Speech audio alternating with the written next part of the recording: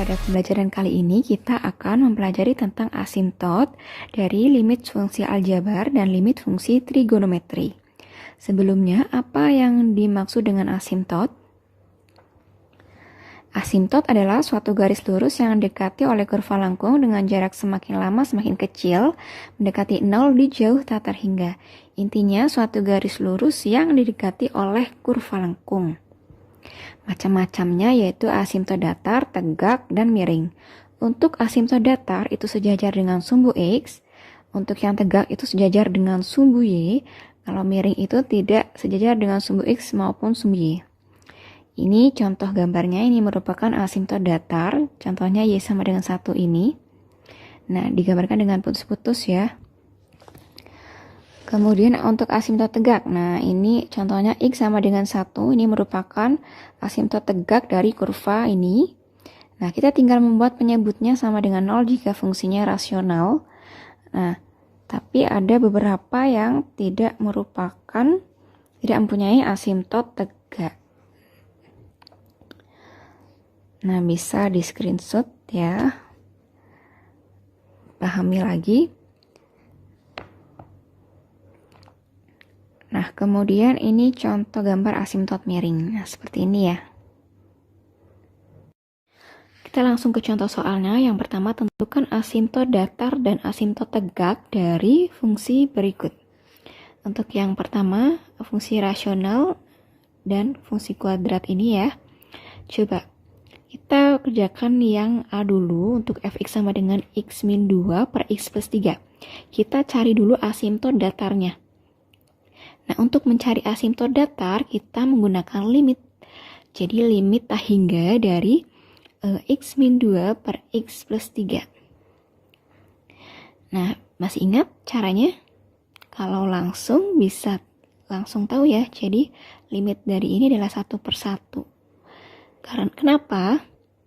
Karena ini dibagi dengan variabel pangkat terbesar, yaitu x. Jadi, x per x min 2 per x per x, plus 3 per X. Nah, jadi kan 1 per 1. Maka sama dengan 1. Maka, Y sama dengan 1 itu merupakan asimtot datar dari fungsi fx di atas.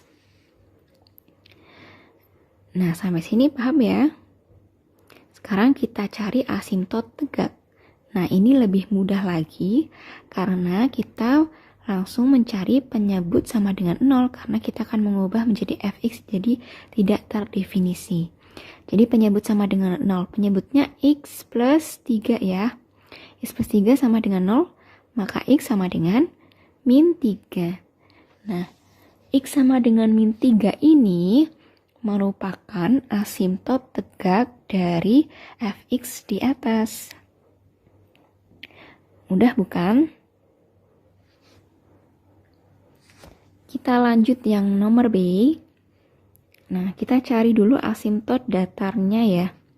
Untuk asimtot datarnya ini, kita mencari limit tak hingga dari 2x kuadrat min 3x min 8 per x kuadrat plus 5x plus 6. Nah, kita tulis dulu. Nah, maka kita bagikan masing-masing dengan variabel pangkat tertinggi, yaitu di sini x kuadrat. Maka 3x per x kuadrat, 8 per x kuadrat. Kemudian yang penyebutnya juga dibagi dengan x kuadrat semua. Maka kita bisa langsung mencoretnya ya. Ini kan sama dengan 0. Maka tinggal 2 per 1.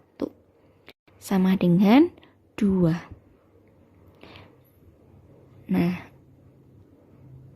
setelah itu kita tulis Y sama dengan 2 itu merupakan asimtot datar dari fungsi fx. Kemudian yang asimtot tegak dari fungsi yang B tadi, karena penyebutnya itu x kuadrat plus 5x plus 6, maka kita sama dengankan dengan 0. Maka kita tahu, kita faktorkan menjadi x plus 3 ya, kemudian kali x plus 2. Maka kita bisa mencari x-nya yaitu min 3 atau x sama dengan min 2. Jadi asimtot tegak dari fx adalah x min 3 dan x sama dengan min 2. Nah, sekarang untuk fungsi trigonometri. Yang pertama, tentukan asimtot datar dari Y sama dengan X tan 3 per X kali cos 1 per X. Nah, masih ingat ya limit fungsi trigonometri θ hingga ya? Nah, untuk ini maka kita cari limit dari X mendekati θ hingga untuk X tan 3 per X kali cos 1 per X. Nah, kita ubah menjadi rumus dari limit θ hingga. Masih ingat?